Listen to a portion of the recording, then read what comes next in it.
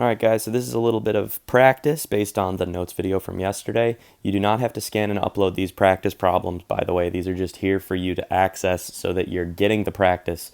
But I'm only grading you on 2 assignments per day. One, in this case, will be the question, and the other will be the Delta Math assignment that you're going to be asked to do. But this is just some extra help for you.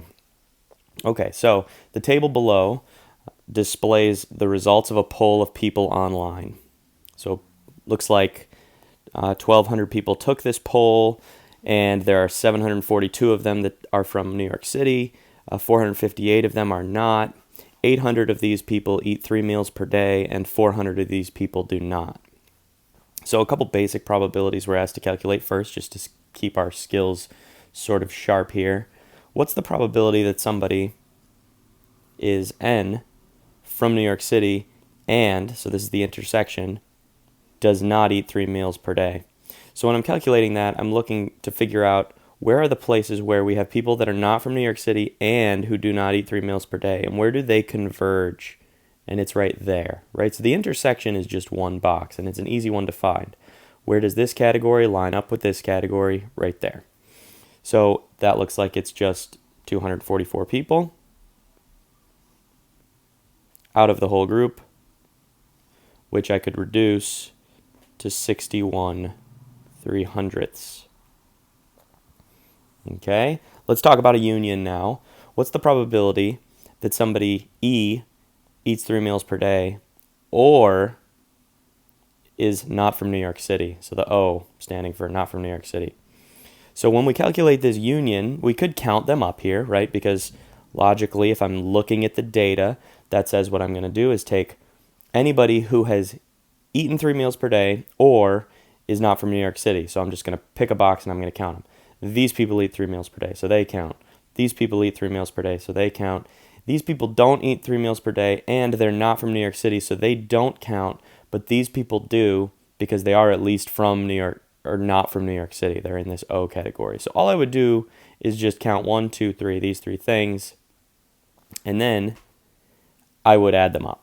But let's use our formula that we should be comfortable using at this point, because we know that unions are equivalent to the probability of the first event plus the probability of the second event minus the intersection of those two events.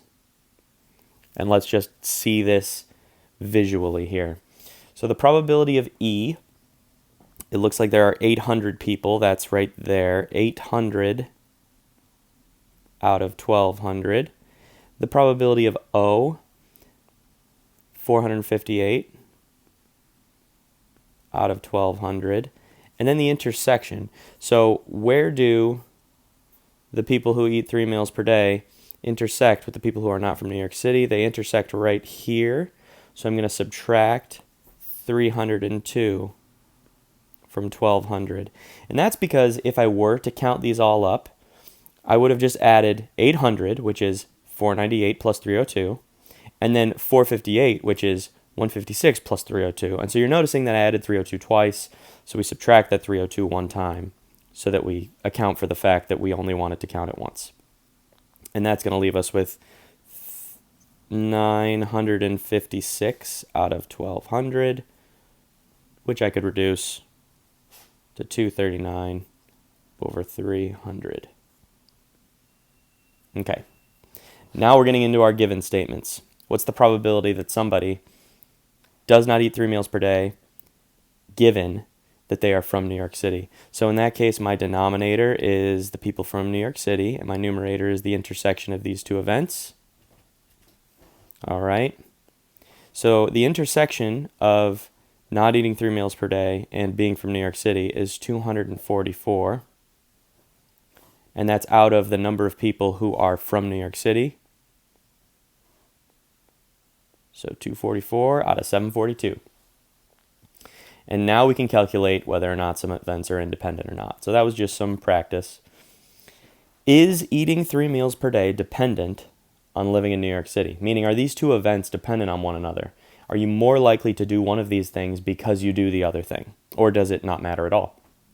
So what I want to do to prove this is use one of my 3 independence formulas. I'm just going to pick one of them. Maybe I'll say the probability eating 3 meals per day And that's got to equal the probability of eating 3 meals per day given that you live in New York City. And so we'll test this theory. Well, what's the probability that somebody eats 3 meals per day? That's 800 out of 1,200. Okay. So 800 out of 1,200 has to be equal to whatever I'm going to get on this side. The probability that somebody eats 3 meals a day given that they live in New York City is going to be out of the people who live in New York City. And there are 742 people who live in New York City. How many of them also eat 3 meals a day? 498. So now what I need to do is just compare these two fractions. And it would be hard to get a common denominator here, so I'm just going to punch these into a calculator and round to 2 decimal places. 800 divided by 1,200 is approximately 0.67, and 498 divided by 742 is approximately 0.67. So these two things are actually equal. If they are equal, what does that tell us? Well, logically, what this says is that I am just as likely to eat 3 meals a day if I pick from all of the people in a given survey as I am if I only pick from the people who live in New York City. So these two things are not dependent on one another. Therefore, not dependent or independent. You could say either one of those things. But logically that makes sense now because these two things are actually true. So it doesn't matter if I pick from only New York City people or if I pick from everybody, you're just as likely to eat 3 meals a day. So I can't say that people in New York are less likely or more likely to eat 3 meals a day because this is showing me that that doesn't matter. I could do the same thing over here to test whether or not eating 3 meals per day is independent of not living in New York City. I'm not going to do that right now because that one is going to end up pretty similarly. And if you want to do that on your own, you can, but you should get a similar result. Okay, let's move on to a different set of data, and this time we won't do the review stuff. We'll just practice independence and testing if two events are dependent on one another. So I want to test to see if it matters that somebody's favorite sport is soccer and if they are Canadian, right? Are these two things affecting each other? Are they independent? And if I want to test to see if they're independent, I could do what I just did. I could say, is the probability that somebody's favorite sport is soccer the same if I pick from the whole group as it is if I only pick from people who are Canadian? And if I find out that these two equations are equal, then they're independent. Then it doesn't matter if I pick from the whole group or if I pick from just Canadian people, I'm going to get the same result. All right, so let's test this. The probability that someone's favorite sport is soccer is 670 out of the whole group. And the probability that somebody's favorite sport is soccer, given that they are Canadian. Okay, so now I'm only picking from Canadian people. There are 600 Canadian people. And of those 600 Canadian people, how many of them also chose soccer? 132. So what I'm going to do is use a calculator here and turn those into decimals. So it looks like the probability of somebody preferring soccer in this whole survey is about 36% or 0.36. But if I only pick from Canadian people, that goes down to 0.22. So I would have to say that these two are not independent, because those are not equal. Seems like you're more likely to prefer soccer if you're not from Canada, based on these results. All right, let's talk about the basketball and American problem here.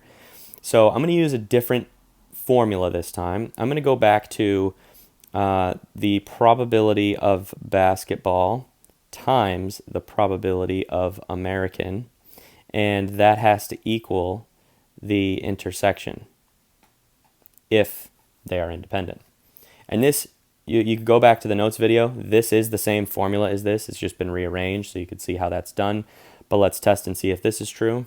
So the probability of someone preferring basketball here would be 268 out of the whole group. And the probability of being an American is 850 out of the whole group. And the intersection of basketball and American is 198 out of the whole group. So let's turn those into decimals and see if this statement is true. So when I multiply these fractions on the left side, I get approximately 0.07, and 198 over 1850 is approximately 0.11. So these aren't equal. So again, these are not independent. So you would get different results if you picked from only American people than you would if you picked from the whole group. So it turns out that being American does have an effect on whether or not basketball is your favorite sport, and vice versa. Okay, Mexico versus football. All right, we'll try the reverse of the way that we set up our formula the first time. So the first time we set up our first element as the left side of the equation. Let's reverse this because from the video yesterday you can see that it doesn't matter. I'll calculate the probability that someone chose football and compare that to the probability that someone chose football given that they were from Mexico. All right, let's write in our probabilities. So I'm going to turn these fractions into decimals, and it looks like the probability of somebody choosing football as their favorite sport in this survey is about 0.28 or 28%, and the probability of someone choosing football given that they are from Mexico is about 0.04. So these two things aren't equal, again, not independent. And what you're seeing here is that these are often turning out to not be independent. That's because it's very hard to prove that two things truly don't affect one another. You really need a giant sample size to end up making those claims. So although 1850 is a lot of people, we need a lot more people if we want to prove with some certainty that two events do not affect one another. And the last one is being Canadian versus ice hockey as a favorite sport. I'll go back to the long formula, the one we used above here. All right, so I'm trying not to let the video get too long here, but the probability that somebody chooses or is from Canada is 600 out of 1850. The probability that somebody chooses ice hockey as their favorite sport is 393 out of 1850. And the probability that somebody is Canadian and chose ice hockey is 304 out of 1850, and I did do the multiplication there. So on the left side of our equation, we're going to get 0.07, and on the right side, we're going to end up with 0.16, and those aren't equal, so again, not independent.